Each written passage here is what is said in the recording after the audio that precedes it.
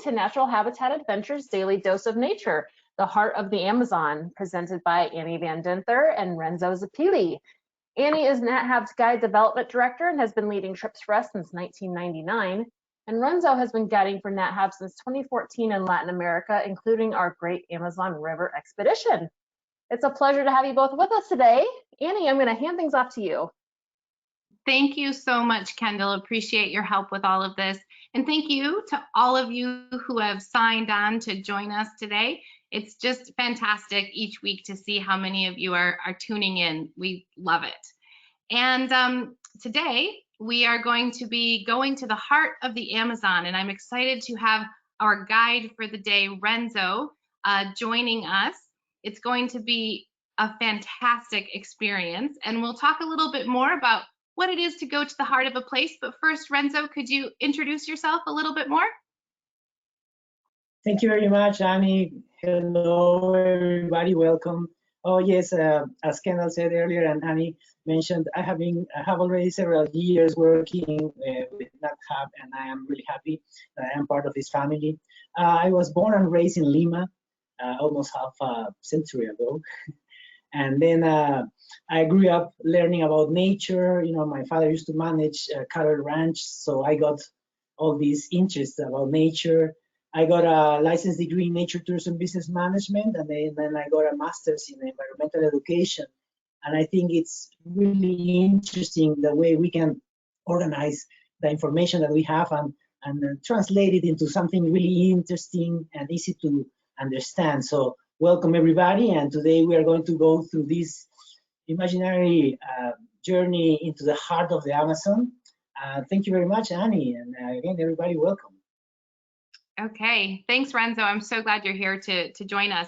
So let's talk a little bit about the heart of a place. What makes a place that unique place? It's often, we might say people, we might say the smells that are there, the music that is there, the diversity of animals. But for each place, it's different. And it's hard to say. It's that thing that almost can't be named, but that you know deep in your bones if you've been to that place. And so we're going to try today to bring you to the heart of the Amazon, even if we're just on a screen. So let's go on this journey. Renzo, tell us first, what are we seeing here? Well, this is an interesting image from the space that shows us actually South America, the continent mostly focusing on the western coast, where we can very clearly see that the Andes mountains dominate most of the western side. But then we see this very interesting and flat vastness, this expanse of land that mostly goes undisturbed in terms of other mountain ranges all the way to the Atlantic. We can even see here the main river that it's called the Amazon, which is basically the drainage of 1,100 rivers that are going through this amazing area, a huge expanse of forest combined with wetlands. And that's where we are going to go today. Ah, that's exciting. So when I was speaking with Payal about India and the heart of India, she said that it's the air that is what tells her she's in a certain place. I can relate to that, you know, living here in Alaska. When I get to go to Baja, it's dry desert, and I instantly, coming out of the plane, know that that's where I am. So for some people, it's the air. For other people, it's sounds. For me, it's also very much so smell. If I smell something that reminds me of the, you know, ship that we took or the sailboat that we took to the Antarctica, I'm instantly back there. Or if I smell something that reminds me of Churchill, there I am. What is it for you, Renzo, that lets you know I'm back, I'm here in the Amazon, I've done my migration? Yeah, I think it has to do with the temperature that immediately sort of, you know, receives you. Sometimes it can get overwhelming as soon as you get out of a plane, but also, you know, related with the air, that sort of difficulty breathing because the temperature of the whole air mixed with the moisture makes it different. But immediately you begin kind of absorbing this new, you know, kind of air from this place. So that's one of the first things that will actually receive you, I think, as soon as you get out of a plane, you know. Wow, it sounds like I might think it's quite warm there. I was telling you before we started this today that I think it's quite hot. It's 65 degrees Fahrenheit in Alaska, and we're kind of like, oh, what are the temperatures like there in the Amazon when we do our trip? Well, it's interesting. The nights are usually cool. So in the nights you can get around 70s, for example. But depending on the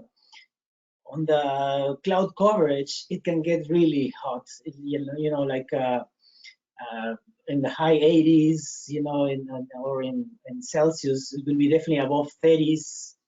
But not only the temperature, because I think I've been in other places that were warmer, but in this case, it's the combination of the temperature with the amount of moisture, of humidity that you have around. So it's like you are in a cloud. You feel completely surrounded by this, but at the same time, it's wherever you see there's something alive, a palm tree, a bird flying by. So this is part of a whole idea of happiness for me when I arrived there. You know, it's interesting when we think about places and how we know them. You know, somebody who lives there and is indigenous to the area, of course, has a very different perspective and knowledge about the place compared to someone who maybe is there researching, or to someone who's working there like yourself. And then there's knowing it as a tourist, and then like I know it is through just learning about it. I haven't been there. What I am interested in is how much we know these places and the people that are there and their understanding of it. To me, I think you have an intimate knowledge because of your guiding experience. Can you tell us a little bit about that? Yes, when I finished my studies, I was definitely, I knew that I wanted to work in the Amazon. So I came back to Peru and I went to this reserve in Southeast Peru, and I began working as a naturalist, a resident naturalist there.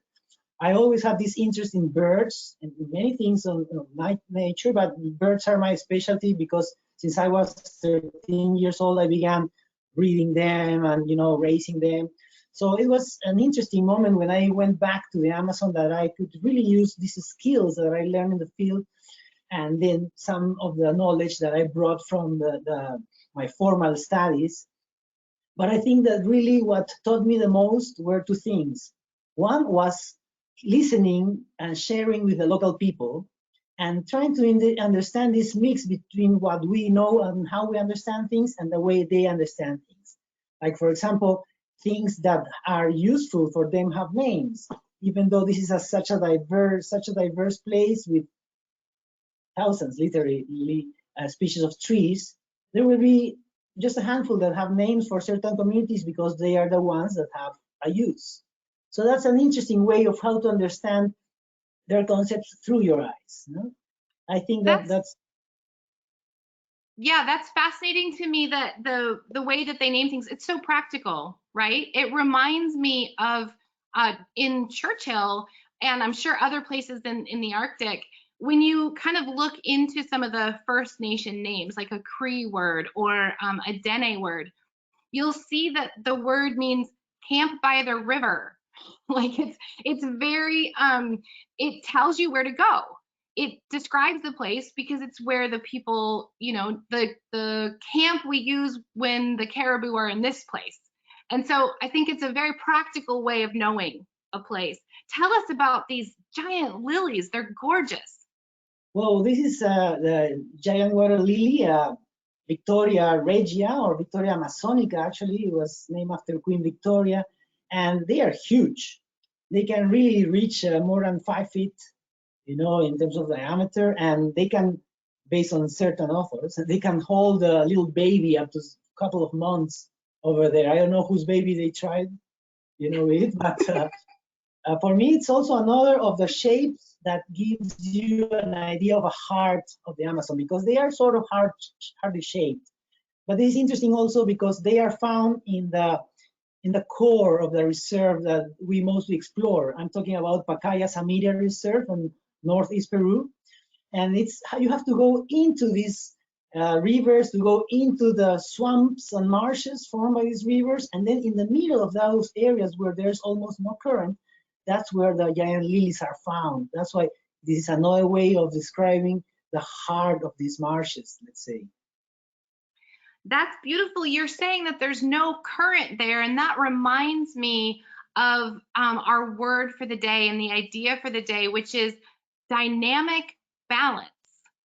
And you said to me earlier that that is how the researchers talk about what they're doing in the Amazon, or what is happening there. Tell us about that. I mean, the balance of a 5-foot lily is incredible, but it's more than that with this dynamic balance, right? You're talking about the river and the light. Yes, it's actually a very interesting term that the researchers use, because if you just see, you know, like a first sight, let's say, of a picture like this, and you are there, and everything looks like it's very still and quiet, you know, and there might be some things moving around, but it's like, oh, this looks really calm. But on the other hand, there's this amount of energy flow that is being exchanged through all these organisms that live there. There's a whole world under that water surface that we can, you know, try to imagine, with fishes of all sizes chasing one another and getting after certain, you know, plants and other invertebrates. And then on those trees that we look like quiet, insects moving up and down, you know, snakes crawling, monkeys you know, jumping. So and again, you know, this is the idea of the dynamic balance. Everything is well balanced, everything has a purpose, but at the same time, you know, it's so fast that it looks kind of quiet. You know, that's how I see it. Wow, that reminds me of parenting. I feel like our house is a dynamic balance where it's sort of this constant movement, but working towards homeostasis. That's beautiful. This image is light and water. And as we looked through images together to prepare for this, I was struck by the light and the water and their relationship to each other. You know, we know that photography is defined as painting with light, and man, your images are just that. Tell us about this location in particular. Well, I love this. One of the things that I think about us when we take pictures is that we are getting the moment, because it's not our camera, it's our particular place, the particular place where we are in a certain time. It's just your eye that caught the frame, and we sort of immortalize that moment. And in this environment in general, those are the two perfect concepts of that manage everything: the light and the water, not only in the images, but also in terms of how it brings life. For example, here we have a lot of water and not much light. This is, you know, a storm in the Amazon, but this is what makes things stay alive, you know, because again, these two factors, immediately it gets clear, and then we have this wonderful light, the water, you know, and all the living things that are related here. Imagine, remember that we are in the tropics, so the light is almost going straight over us, and then these forests receive more than 7 feet of rainfall annually. So those two factors are always in a very important relationship, also depending in which part of the forest you are. So those are the two factors that won't only give you know, life to the place, but will also give you all these amazing moments. Like, for example, this and the refraction of the water at a certain time of the day.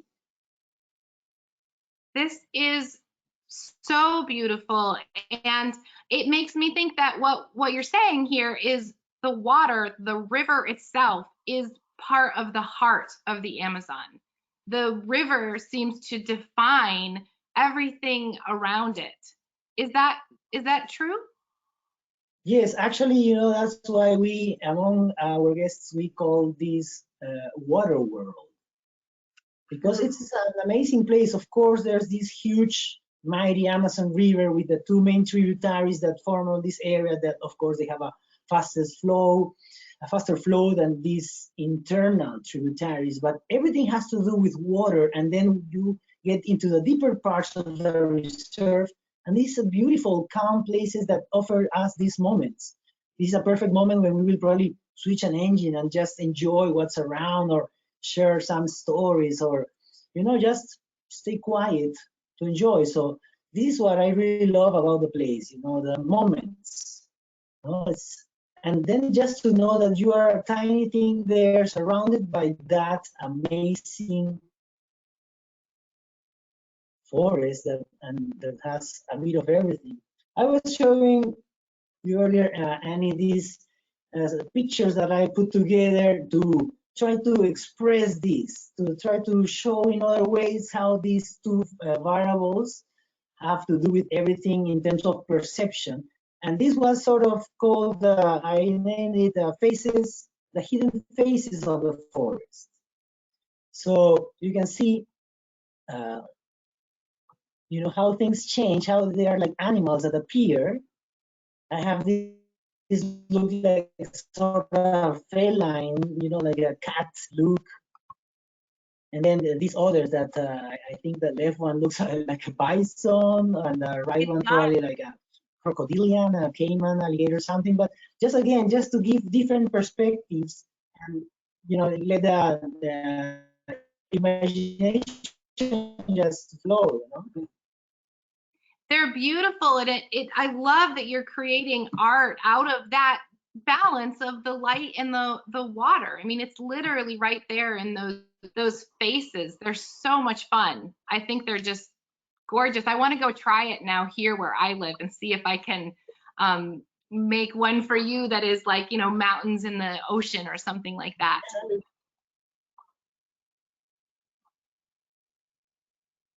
We might be having a little bit of a technical. It will come out with a very interesting being, if you have the mountains and. Renzo, I think we're having a little bit of a technical difficulty here. Perhaps I see that your camera is gone. That's good. That might increase your internet there. Let's see if it's come back a bit. Yeah, but can you still hear me well? Yes, I can hear you well now. Thank you. Yeah, thank you. So then let's continue. Let me just show you these interesting images of diversity, which is for me another thing that makes this place so special. They're absolutely beautiful. There's so many animals here that I've never seen at all. Tell us about them. What are your favorites? Well, it's interesting because my favorite animals, and plants change constantly, because the second thing that I was going to tell you earlier, that's how I learn things, is by observation. And I love just being able to be there and observe things and their behavior. And that's how you understand a lot of things of how everything interacts. So for example, we have a bit of everything here, the Pink River dolphin that I'll show you another picture later. But I love the poison dart frogs, butterflies. It's something very interesting for me.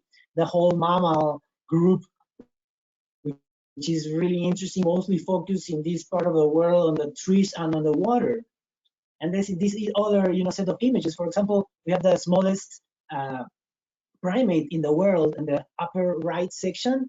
I think this pygmy marmoset, together with mouse lemur in Madagascar, if I'm not wrong, are the smallest critters of this kind.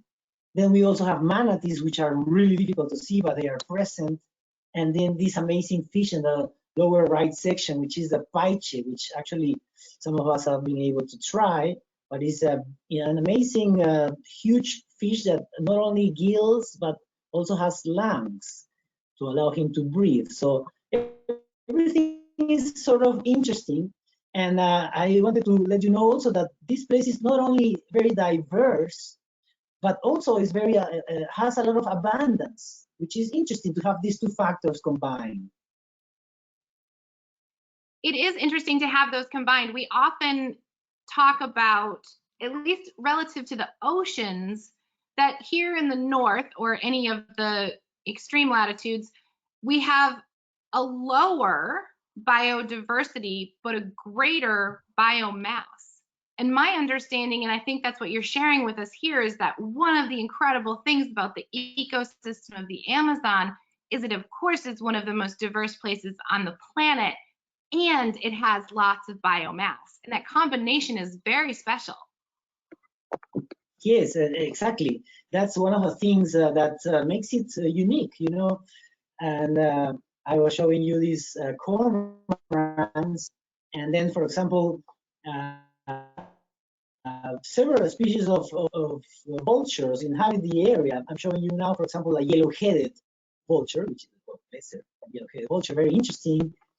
And then the ever-present macaws that everybody loves. And this is another interesting thing that gives you an idea of being there, because constantly you have in the background all these sounds, mostly parrots and macaws and some of the oropendolas that make this sounds like water drops, like something like that. But there's another thing that adds to the whole idea of being there. These birds are beautiful. Oh my goodness, tell us about this one. That eye looks huge. Is that the eye that we're looking at there? Yes, actually this is a nocturnal bird called hotu, and they usually are out, you can find them at night, you know, on a perch, trying to look as part of the bark, but on full moon nights, they will be very vocal. And this bird is interesting because it sounds something like, ay, ay, mama. And the locals believe that there are two kids that are still lost, calling their mother in every full moon night, because they didn't listen to what their parents said in terms of behaving. That's an interesting story. That's how they, you know, mentioned ay, mama, the common putu. That's fascinating. We have a bird here, a sparrow, that it sounds like it's saying, oh dear me. And it does this over and over again. It's like there's a crowd of people in the yard saying, oh dear me. Tell us about this frog. This is one of my favorite tree frogs. This is called the polka dot tree frog for obvious reasons. And again, just continuing with nocturnal critters, it's interesting because we can hear the frogs mostly vocalizing, especially after some rain. And we have to go to a nice patch of floating vegetation to begin finding them. And at the first sight, nothing is moving. But if you are keen on watching around, you begin observing them moving. And it's the whole thing of what we call the find your own frog, but it's really interesting. They just blend perfectly with the surroundings. And then talking about other, you know, continue with amphibians and reptiles. And now I put this picture of this side-necked turtle because this is one of our flagship species in this reserve. It has come back from almost the brink of extinction due to an interesting project that is run there by our partner for many years, and that sometimes when we are there, we are able to participate on the releasing of the turtles when they go back to nature. So that marked for me a very special moment. The turtle that going back to. Incredible to be able to witness that, literally watching a species come back from the edge of extinction and being able to help release the turtles. That's amazing. Yes, it's not happens around here, but it's usually around September.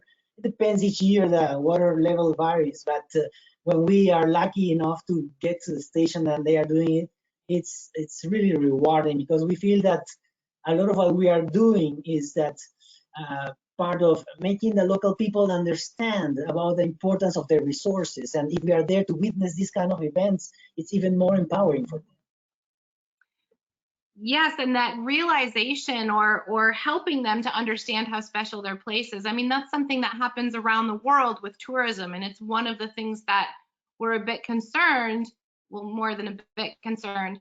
The longer that we stay away from traveling, maybe some of these places will return to a different source of income that is harder on either the animals or the ecosystem.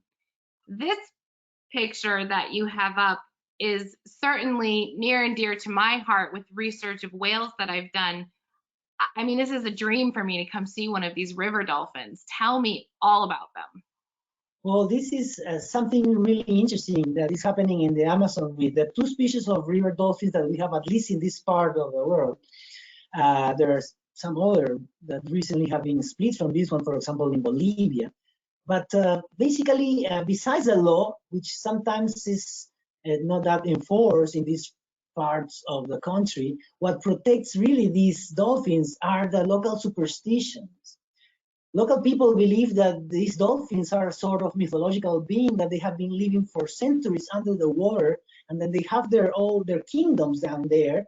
And sometimes they will steal people, especially young maidens, from parties at night. The young dolphins will bring them into their world, and that's why in certain months after that, when the lady appears again, and she usually is pregnant, she will give birth of a sort of mermaid.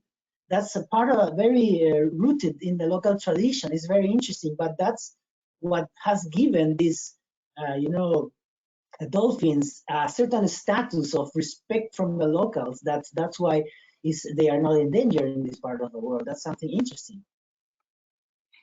That is interesting, and I'm kind of surprised here as I learn about this place.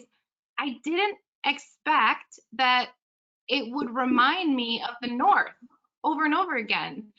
When you say what you just said about the dolphins, it reminds me so much of the Inuit culture and the different stories that they have in their culture that are instructive. It's not just a story, it's also telling people how to be safe. So it might be that there are, in this case, there's a spirit that lives in the depths of the ocean. And if you go on the ice without your parents, that spirit will take you. And of course, that's very instructive to keep kids safe, but it is deeply rooted within the culture as well. So that's interesting. What else can you show us about these diverse animals there in the Amazon? Well, talking about mammals, I love cats personally for many reasons, and they are not too easily found in this part of the world, but we find their tracks, or scab or other evidence, sometimes where they have scratching trees. As this is mostly water world, these jaguars that I'm about, like you can see, they have to learn a lot to be almost aquatic. They swim perfectly. They can move from little island to island when the area is almost completely flooded. And even though they are really difficult to be seen, for us it's very rewarding when we find some evidence because we know that they are there. And that's what happens with all the large predators. They are present, but they are watching you rather than you finding them easily. When they let themselves be seen, or let themselves, when they show off, let's say, that's an amazing reward. And we have other mammals in there that are a bit more conspicuous, let's say. Sorry. The strength of that jaguar's body is obvious when you look at that image. I mean, the flanks and the back, and it looks so strong. And it reminds me of bears, in that will always say, we're looking for them, but they know where we are. They know exactly where we are. So sometimes we'll be in an area and it will seem like there's no bears there, but they're there. They're just not as obvious as we are. We kind of think about cats not liking water. Yeah, what I think they don't like is little puddles where they can get muddy, because I've seen them avoiding the little puddles on a trail, but they will go into a river without a problem. That's interesting. They are rather more picky than it's. That's so cool. And you were about to show us an image of an incredibly small primate. Is that right? Yes. Sorry that I changed it. That's yes. Okay. This is actually a common monkey. It's more or less a foot in size. Yes. Yeah. I would say almost a foot in length, the whole body, and then the little tail that comes out. A very light type of monkey, usually in very large troops, sometimes up to 100 or 150.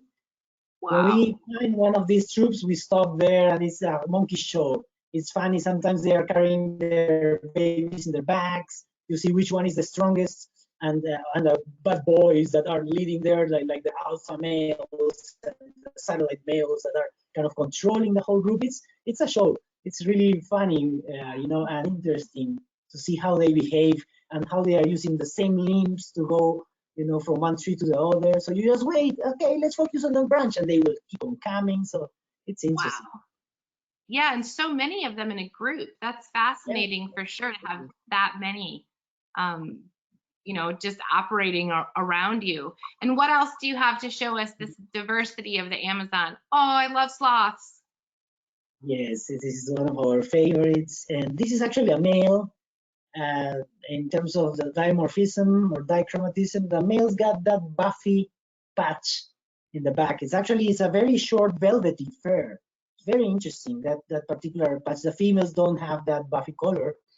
And well, we all love sloths. They do everything slothly, but surely moving through the trees, getting a lot of leaves. You know, it's just a character. And we find them usually on the margins, on the rivers, and certain particular trees where they can stay sometimes for days. We have to be able just to spot them, but then once you are there, yeah, it moves slowly, very interestingly. Let me just They're show gorgeous. you I love some the of mask. yes. Now I'm focusing here on this interesting scarlet-tailed dragonfly, because another thing that gives you a big sense of being in the Amazon are the insects around. And not as bad as I've experienced, for example, in the Everglades. It's not as bad. Sometimes you think you might be completely surrounded by swarms of insects, and it's not like that, but they are present. You know? It's definitely like that in the Arctic. That's for Yeah, sure. how is it in Alaska? And I've heard a lot about the insects in Alaska. You know, how is it? You know, it's interesting. There are places you can go where you are swarmed. That's for sure. Where you cannot move through without a bug net.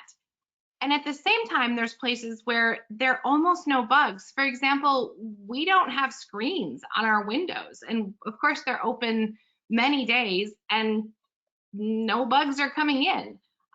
So here near the ocean, I think the breeze helps, and that's why we have less of them. But if you were to go into the forest and go near standing water, even here in Homer, they would be frustrating for sure. But yeah, they're not nearly as bad, I think, in some places as people sort of perceive them to be. Yes. Well, yeah, it's like that. I thought that probably more closer to areas that are flooded or where there are marshes. Probably, Yes. you know, I've heard of the sandpipers, for example, that go to Alaska to feed, but there might be particular places, and that's really interesting. Yeah, they're beautiful. You should come here in May. We have a shorebird festival. You would love it. Thank you. I would love it. And let me now continue with some of the other things that we can see, for example, and here are some interesting butterflies. Actually, one of them is a diurnal moth. This is really interesting. It's looks like a swallowtail, but it's actually really a moth. Colorful. Wow. Huh? Beautiful. And what is this? Is this some, this plant almost looks like it's fake. It almost looks like it's plastic. Tell us about that. Yes, those are also from my favorite group of flowers, actually. It's a big group that includes heliconias, for example, like the one that is, you know, in the upper left, that looks a bit like a bird of paradise, but it has several bracts. And there on the lower right, that's a costus that also has this plastic appearance. You know, it's all actually intended. These are all bracts. These are all modified leaves that are trying to attract their pollinators. And in this case, most of the pollinators are hummingbirds that have co-evolved, no, their beaks, particular beaks with this type of flower structure. So that's something that I really like. But I also wanted to focus here on the colors. Look, there's in the lower left, there's a bunch of fruit, which is a sort of type of wild tomato. And these colors usually stand out from all the lush green, because people think the Amazon will be very colorful, but it's mostly just green, and some, you know, moments you get this bright coloration that stands out. It's beautiful, and it makes me think about all the different plants that you must have to learn. You know, when we talk about like Alaska, for example, I love learning about the botany here and sharing that information with people, especially the edible plants. And when we go to, you know, Churchill too, it's amazing how many plants there you can eat.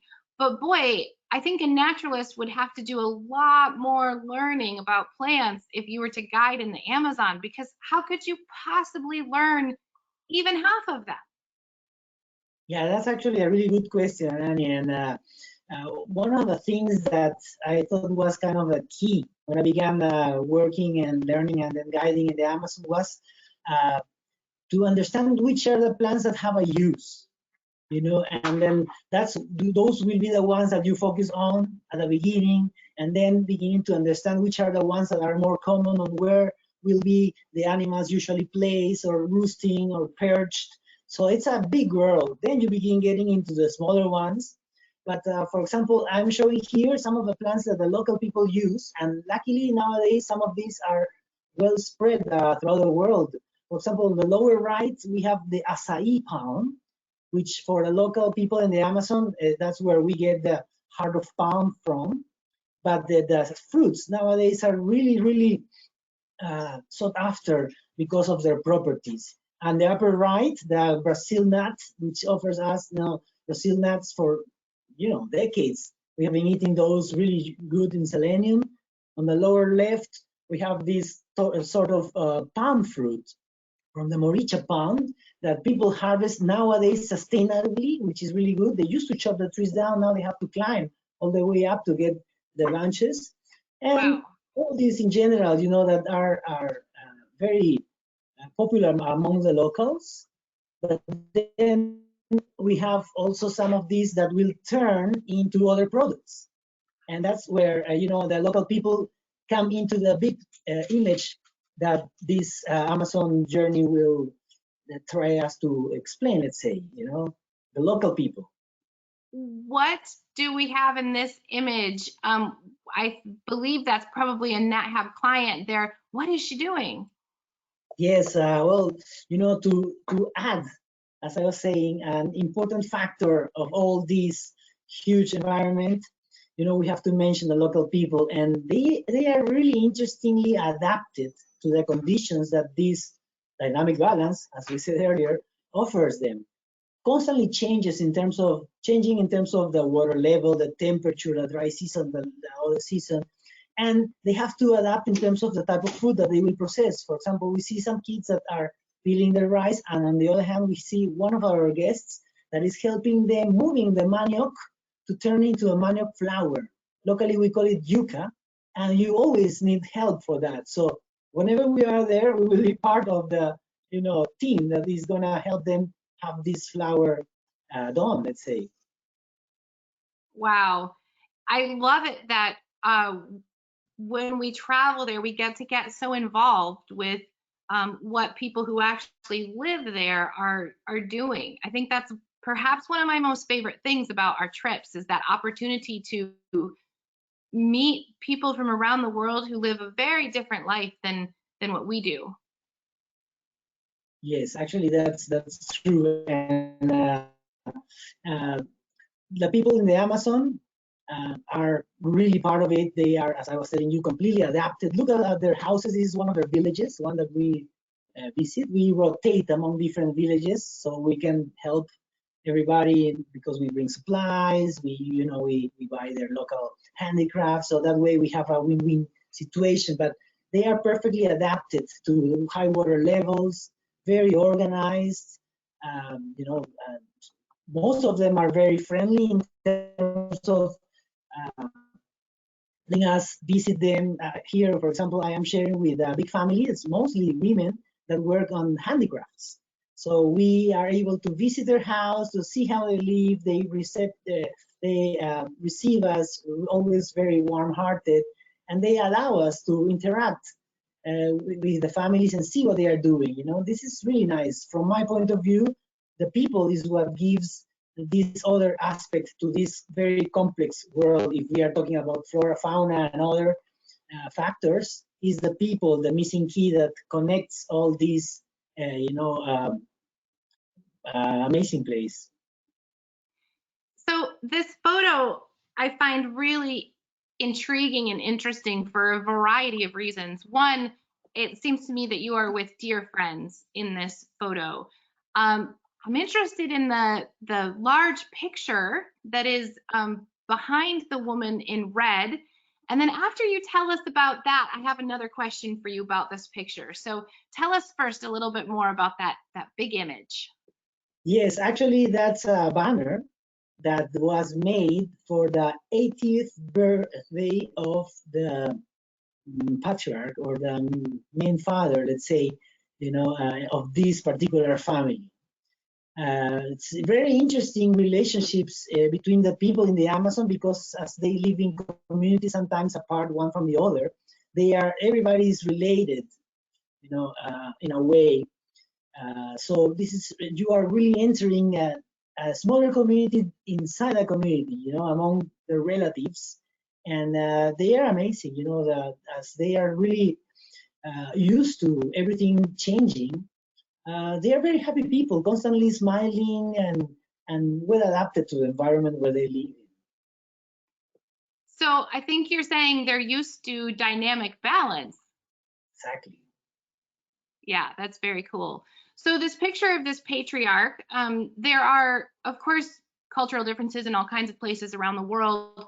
And when we do go into places, we have to be very sensitive to those differences and treat the way we're guests, right? And just have the utmost respect for the people that we are going to see and meet and learn about.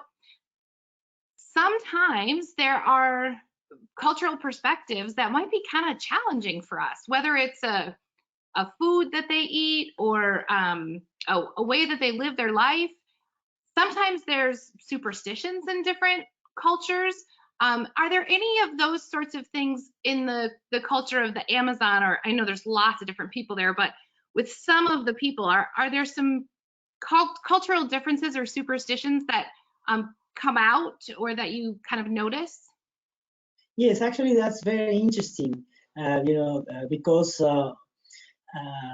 first, there's this thing about the pictures, that some believe, and still believe in this area also, about their souls being captured, as we were saying earlier, Annie. But also, and that's why we know where to go. We have asked the people that we visit if that's okay for them to get pictures and all this, and that's fine with them.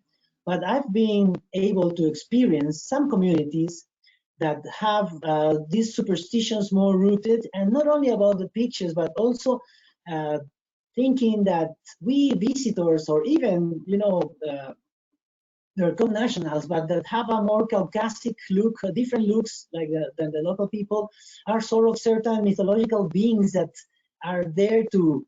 The local belief is that these sort of face peelers, is how they name them, are visiting the communities to steal the fat of their people.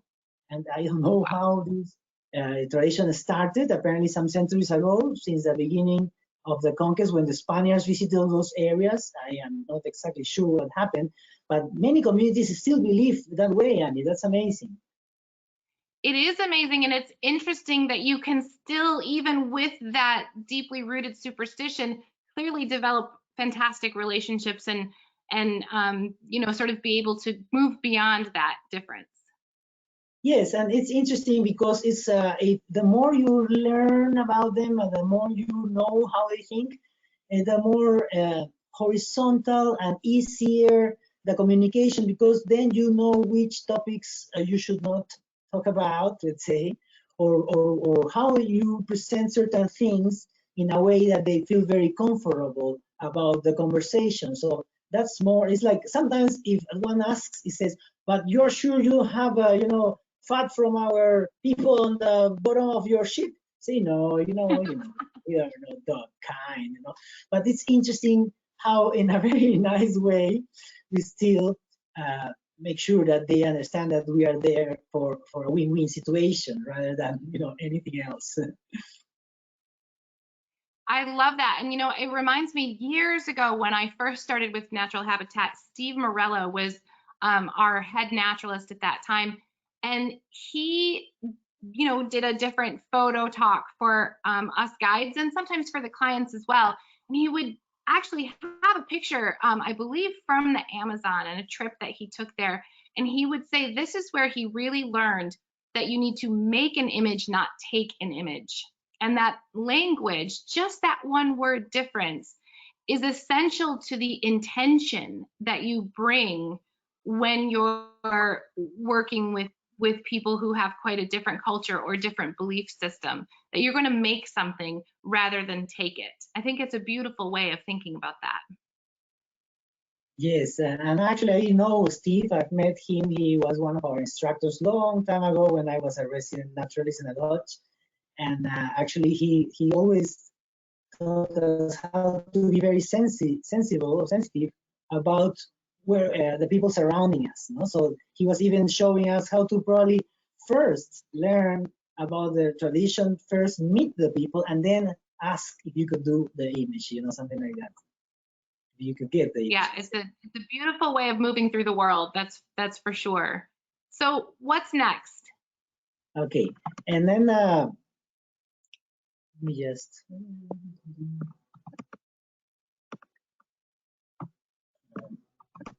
Yes, and I wanted to just show you in the end almost how the balance, again, between the people, the environment, the flora, the fauna, everything that is around, even the traditions, how everything gathers in a way that it's a very important resource as a whole. And when we visit places, we are trying to make the local people understand how rich they are in terms of what they have. We usually have interactions with the communities, and in some cases we have a map, or we try to teach show them how us in general, you know, how we are all traveling from far places, far away places, to their destination because we find this place particularly interesting. So that's a way to empower them in terms of understanding if we are traveling from so far away from different parts of the planet to see what they have in their backyard and their surroundings. You know, it's for them, it's like a source of pride, of understanding that they are not only an important factor there, but part of the whole thing that again is dynamically balanced. I think it's beautiful because I imagine that one of the things that guests also, you know, take away from this experience is realizing how much they have, and just being able to, I think that happens almost always when we travel, that we kind of look at the ease of our lifestyle and can appreciate that a bit more when you see how different some people live. Yes, definitely. That's something that really, you know, it's like sometimes we are taking some things for granted, and this is the way in which we really open our eyes to all the other worlds that exist around us, and makes us a bit more humble in terms of understanding that we are all part of this and we are in the same boat, literally. It makes me think of what we talked about at the beginning, as far as that balance, and all of it being in balance. This image is absolutely beautiful, and I would like you to tell us a little bit about it, please. Yes, this is. I wanted to begin closing this meeting today with some of the images again of what gives you the idea of what sometimes is perceived as the quintessential rainforest. And in this area, perfectly a black water river with the diversity and abundance, you know, different species of herons in this place, egrets, and all the things that you cannot see that are in the trees, but that will give us an idea of where we are, you know. This is what, for me, if I have an idea of closing my eyes and where we spend a lot of our times, and when we visit the Amazon, this will give me an idea of you know, the whole environment in balance, and we as being part of it. It's such a gorgeous image, and it is that sort of quintessential rainforest. I can imagine being in the boat, you know, going along the river and seeing all of that. All of this, including this image here of this beautiful rainbow, again, is back to the beginning when you said that it is the moments. It's the moments that add up to being just such a special experience to be in this place. And I have one last question for you about the moments and the balance and all of it. Renzo, in your opinion, what is the heart of the Amazon? Yes, and I think the heart of the Amazon in general will be the balance that exists there, putting all together all these different beings and conditions and stories, and all these for me will be like what makes this place so unique, that all combined will be the heart of the Amazon. That's beautiful. I love that. Thank you so much for bringing us to this special place today and sharing a bit of it. I definitely feel as if I could just touch my toes in that water, and I really appreciate that. And I think, Kendall, now we can open it up to questions if there are any. Great. Yes, we do have plenty of questions. I do want to remind everyone watching that if they have a question for Renzo or even Annie, you can submit those in the control panel under the questions field. Okay. First question. How often do you see these animals that you were showing in your photos when you go on a trip down there? Well, I will say sincerely, besides the jaguar, which I've seen 19 times, seems a lot, but not for the amount of trips I've done there. Besides the jaguar, everything else is almost seen. Almost seen, most of the times, I would say. Yes. Great. And is there a better time of year that you would recommend people going down there to visit? Is there a variety of seasons, especially for birding? Well, something interesting that happens there is that we basically have two main seasons, the dry season and the wet season. The wet season begins more or less at the beginning of November and runs all the way through April, okay?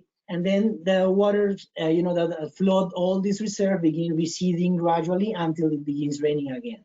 So basically, here you have two chances of visiting the place with two different landscapes or waterscapes, because in one time of the year when everything is flooded, you are much higher navigating and you can enter some of the tributaries.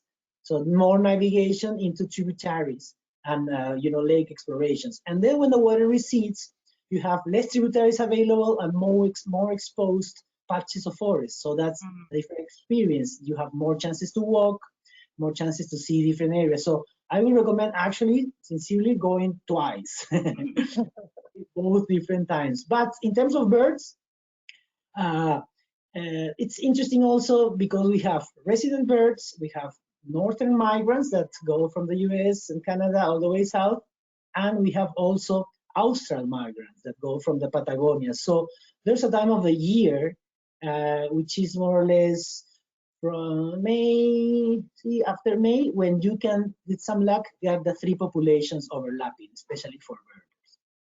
Great.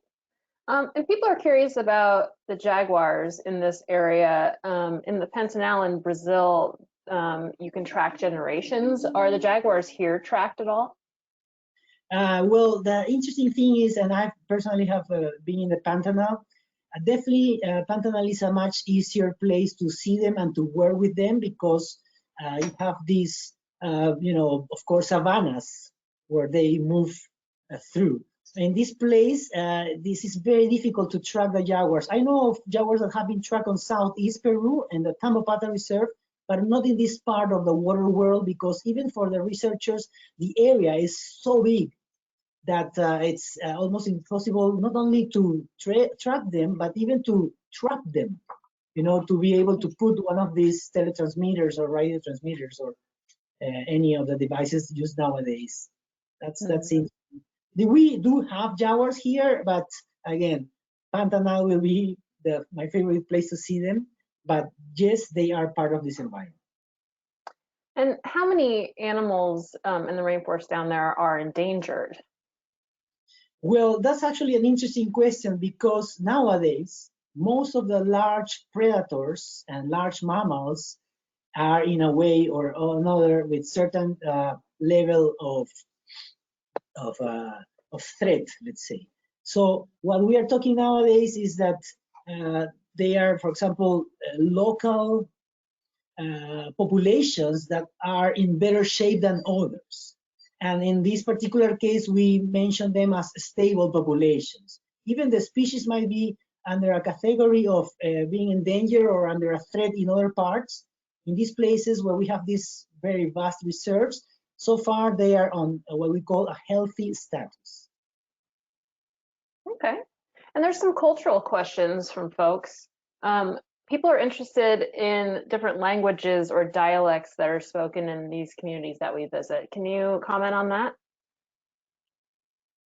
In terms of, sorry, the different languages or dialects between the communities yes. and the communities that we visit down there. Yeah, basically, you know, Spanish is spoken everywhere. It's the official language. We have actually 3 languages that are official in Peru. 2 others are spoken in the highlands, but in the communities in the Amazon, everybody speaks Spanish, and some of them have their local dialect, basically from a group called the Cocamadia. Those are the relatives of natives that used to occupy that area, and some still speak that dialect, but mostly everything is in Spanish, which is actually interesting for our guests that want to practice their Spanish, because they are very open, they like to communicate with us, and they actually they will help you if you are not speaking perfectly. They will, you know, be there. You know, that's what is nice about the local people. Great. And there were some people interested in the foods that people make down there. Can you tell us a little bit about that? The food you mentioned, the food you said? Mm-hmm. Yes. Well, actually, it's interesting because, of course, their diet is based on the products that they can find around. So, as other parts of Latin America, local people, including myself, we eat a lot of rice. So rice is one of our staple foods. But also, they plant a lot of manioc or yuca, cassava. So that will be the main source of carbohydrates, and that will be, complemented with some fish and sometimes even some bush meat. Certain things that they are allowed to hunt, like deer or peccary. That's how the local people will eat, with a variety of local vegetables and fruit. But in terms of how we eat when we travel, we have a very comprehensive cuisine on board that includes some of the local products, not only from the region, from the country, mixed in an interesting fusion with some of the traditional international food. So, you will enjoy our food on board. Meanwhile, we see how everybody else's what surrounds us. And there was a question about the water. When you're in the boats and you're looking down at the water, is it clear enough to be able to see the fish? Well, that's actually an interesting question, because in that area we have 2 types of water. The white water, technically speaking, from the rivers that come from the Andes, and it looks very murky. It looks like chocolate because it has a lot of sediments that are dissolved, so you cannot see through that water. But you can see only sometimes the dolphins going out and fish jumping. But on the other hand, we have in the inner parts of the reserve, we have these black water rivers and lakes that is actually like teeth. And not technically speaking, it's a different type of water, and you can see some of the fish through. Actually, that's the type of water that we like for our pictures of dolphins, because you can see through the water, and then that's actually a bit more clear. Great. Well, it is the top of the hour, so I'm going to call it there with questions, and I'd like to hand it back to both of you for some closing comments. So we'll start with Renzo. Thank you very much, everybody. And again, Kendall and Annie, for the opportunity to be here and share this, my beloved, Amazon. And hope to see you there in the near future. And thanks, everybody, for being here today and sharing these interesting moments with us. And thank you, Renzo. It has been so fun to travel with you for this past hour, and I cannot wait until I can actually go there and visit these places with you. It will be wonderful. And thank you so much to all of you who've joined us. It's just really cool that you're still here and watching these with us. We're having so much fun. So thanks for joining us, and we'll see you next week. Thank you, Annie and Renzo. Great job today. And my thanks as well to everyone who tuned in today. Be sure to join us tomorrow for our next Daily Dose of Nature, We did record today's presentation, so we'll have the replay on our website soon. And with that, I'll conclude the webinar. Goodbye, everybody. Bye. Have a nice day.